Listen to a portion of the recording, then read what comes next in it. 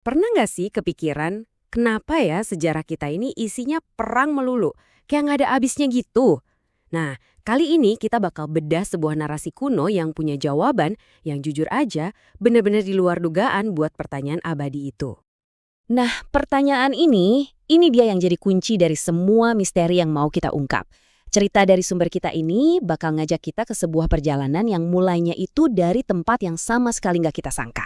Oke, kita mulai aja ya. Jadi, semua ini berawal dari Adam dan Eva.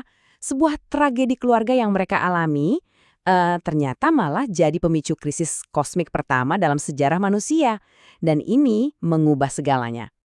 Jadi setelah mereka kehilangan salah satu putranya, Adam dan Eva nemuin sesuatu yang benar-benar mengguncang jiwa mereka.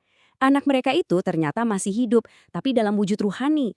Coba bayangin deh perasaan mereka gimana? Sedih, kaget, tapi di sisi lain juga seneng dan penasaran banget karena mereka masih bisa komunikasi sama dia. Oke, jadi menurut cerita ini, manusia setelah mati itu jadi apa sih? Mereka jadi makhluk rohani yang isinya itu 6 lapisan spiritual, kayak fitrah, akal, dan lain-lain, tapi tanpa badan fisik. Nah, ini dia nih, poin krusialnya. Mereka ternyata masih bisa berinteraksi sama kita yang masih hidup.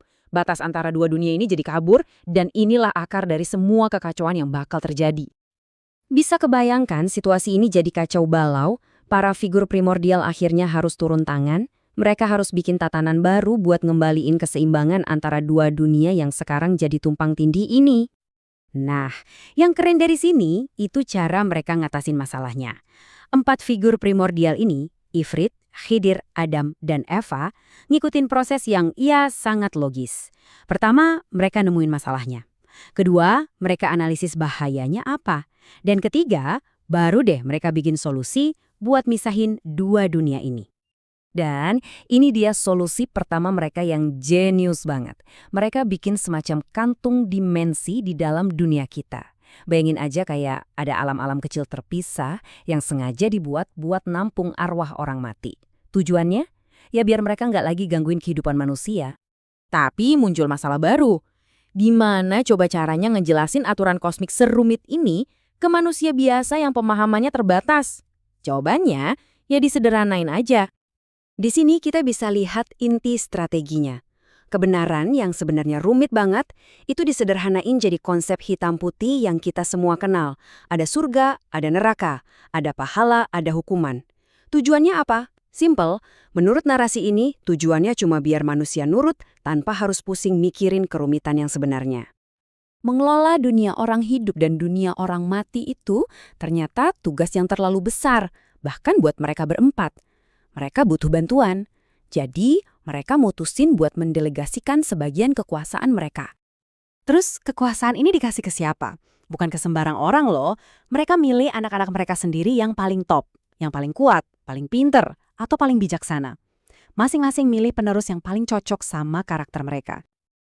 Anak-anak pilihan ini kemudian dikasih kekuatan. Mereka dapat sebagian kekuatan ilahi dan ditugasin buat bantuin orang tua mereka ngurusin manusia dan arwah. Mereka jadi semacam letnan gitu, para pembantu pertama. Tapi, disinilah bibit masalah baru mulai muncul. Dan disinilah ceritanya berbelok tajam. Solusi yang tadinya kelihatan brilian, malah jadi masalah yang jauh lebih gede lagi. Semua gara-gara para anak yang dikasih kekuatan ini mulai berubah. Coba kita lihat prosesnya. Awalnya kan cuma pembantu, ya kan? Tapi karena mereka ini nggak pernah kenal langsung sama sang pencipta tertinggi, lama-lama mereka mulai punya ideologi sendiri. Manusia pun mulai nyembah mereka. Dan akhirnya mereka berubah jadi sosok yang kita kenal dari mitologi-mitologi kuno sebagai dewa dan dewi. Dan inilah puncaknya. Inilah bencana yang sesungguhnya. Para dewa baru ini yang dulunya cuma pembantu, sekarang malah berbalik ngelawan pencipta mereka sendiri. Terjadilah perpecahan permanen di level kosmik. Mereka udah nggak lagi jadi pembantu, mereka jadi saingan. Masing-masing kubu, baik para dewa baru maupun para figur primordial, mulai bersaing, pengen buktiin kalau cara mereka lah yang paling bener buat ngatur umat manusia. Dan metafora ini, benar-benar kena banget buat ngegambarin posisi kita di tengah semua ini. Sumber ini bilang, manusia itu ibaratnya cuma pion, kayak jangkrik yang sengaja diadu di dalam kotak sama kekuatan-kekuatan yang lagi bersaing ini. Jadi kesimpulannya apa? Gila banget sih ini. Setiap perang dalam sejarah kita, mau itu atas nama agama, budaya, atau ideologi, itu semua pada dasarnya cuma cerminan dari perebutan kekuasaan ilahi di atas sana.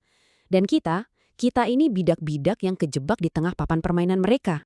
Dan semua pembahasan ini ninggalin kita sama suatu pertanyaan besar buat direnungin.